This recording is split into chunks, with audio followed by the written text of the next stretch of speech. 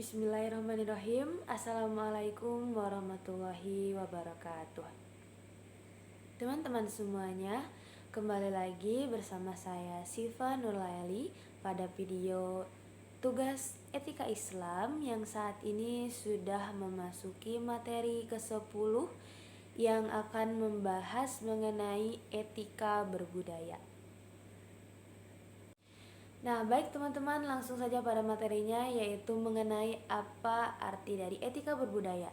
Etika berbudaya dapat dipahami sebagai seperangkat nilai, norma, dan prinsip moral yang mengatur perilaku individu atau kelompok dalam berinteraksi dalam kebudayaan, baik kebudayaannya sendiri, kebudayaan orang lain, maupun kebudayaan secara umum, untuk mencapai harmoni dan saling menghormati.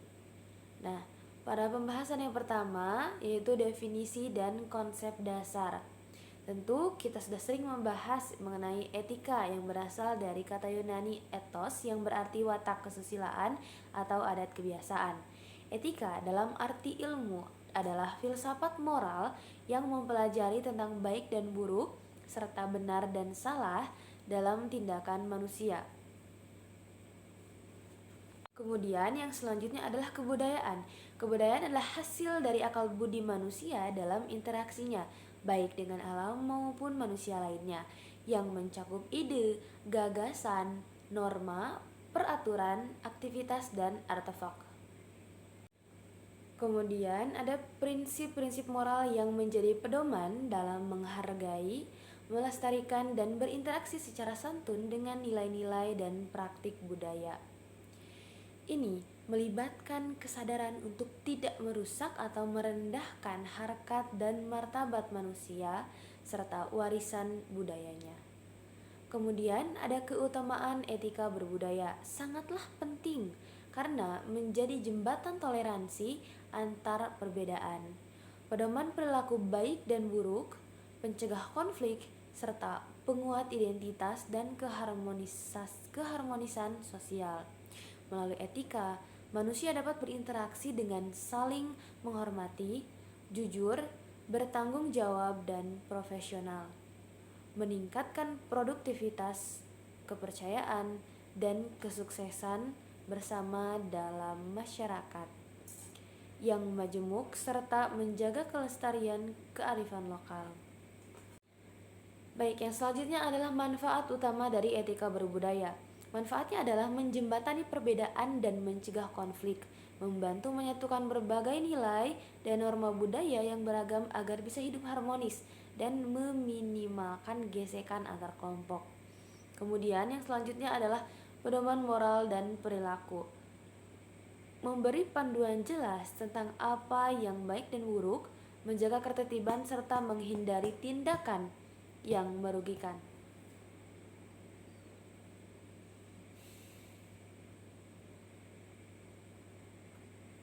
Menguatkan identitas dan kearifan lokal. Nah, melestarikan warisan budaya nenek moyang dengan mengajarkan nilai-nilai luhur kepada generasi muda. Kemudian, membangun kepercayaan dan reputasi. Menciptakan lingkungan yang jujur, transparan, dan adil yang meningkatkan loyalitas dan reputasi individu maupun organisasi. Kemudian ada meningkatkan produktivitas dan semangat kerja. Maksudnya dalam konteks profesional, rasa saling menghargai dan semangat kerja tinggi itu muncul, meningkatkan kualitas pekerjaan dan produktivitas perusahaan. Kemudian ada menciptakan kemanusiaan, memperkuat nilai-nilai kemanusiaan dan memecah sekat kecurigaan antar kelompok budaya. Kemudian yang selanjutnya adalah prinsip-prinsip penting yang ada dalam etika berbudaya. Yang pertama adalah penghargaan atau respect. Kita harus menghormati perbedaan budaya dan mengakui bahwa setiap budaya itu memiliki nilai intrinsiknya. Kemudian ada prinsip tanggung jawab atau responsibility. Memiliki tanggung jawab moral untuk melestarikan warisan budaya, yaitu termasuk lingkungan yang menjadi ruang kebudayaan. Kemudian prinsip ketiga, kearifan lokal atau local wisdom. Nah, menggali dan menerapkan nilai-nilai etika yang terkandung dalam tradisi dan adat istiadat setempat. Nah, contoh kasus pertama misal apropriasi budaya yang tidak etis, yaitu mengambil elemen budaya, misalnya motif, pakaian adat, atau ritual dari kelompok minoritas atau tradisional dan menggunakannya untuk tujuan komersial atau fashion tanpa izin, tanpa memberikan kredit, dan tanpa pemahaman kontekstual yang benar. Kemudian contoh kedua, misal dalam kasus destruksi warisan budaya dan lingkungan.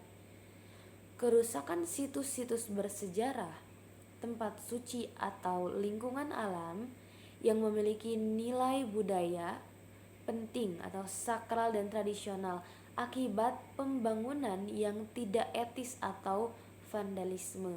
Kemudian contoh kasus ketiga, ujaran kebencian berbasis budaya atau suku. Tindakan verbal atau digital, misalnya di media sosial, yang merendahkan, menghina, atau mengejek suku, adat, atau tradisi kelompok masyarakat tertentu. Kemudian, setelah tadi kita membahas mengenai kasusnya, pelanggarannya, sekarang kita bahas mengenai solusinya.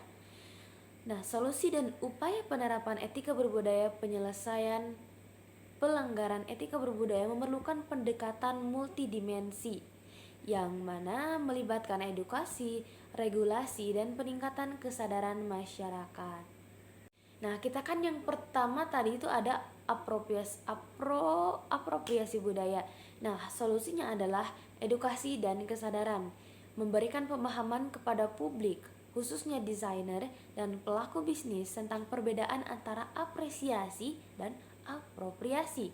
Apresiasi sendiri itu melibatkan belajar, berbagi, dan memberikan kredit atau kompensasi yang adil.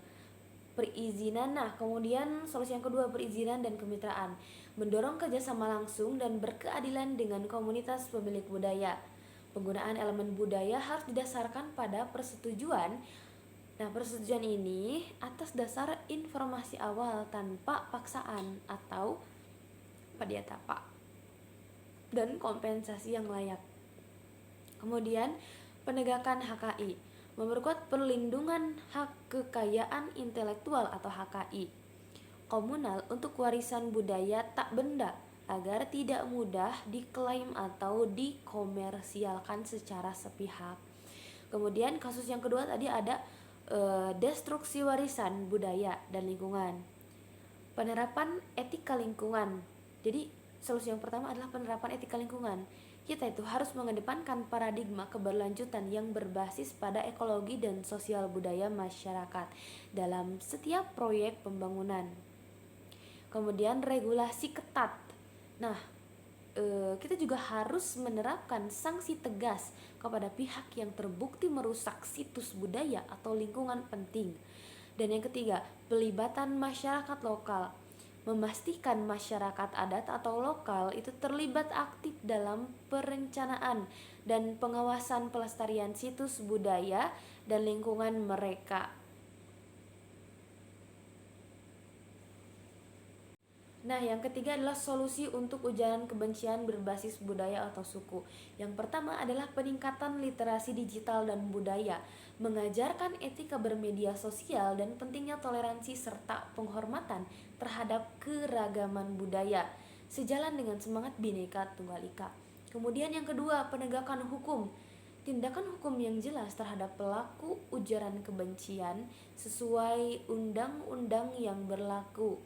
Yang ketiga, dialog antar budaya, mendorong interaksi dan dialog positif antar kelompok budaya atau suku untuk mengurangi prasangka dan membangun pemahaman bersama. Baik teman-teman semuanya, sekian materi mengenai etika berbudaya yang dapat saya sampaikan. Mohon maaf atas segala kekurangan karena mungkin saat ini kondisi saya sedang tidak memungkinkan. Semoga video ini dapat bermanfaat. Wassalamualaikum warahmatullahi wabarakatuh.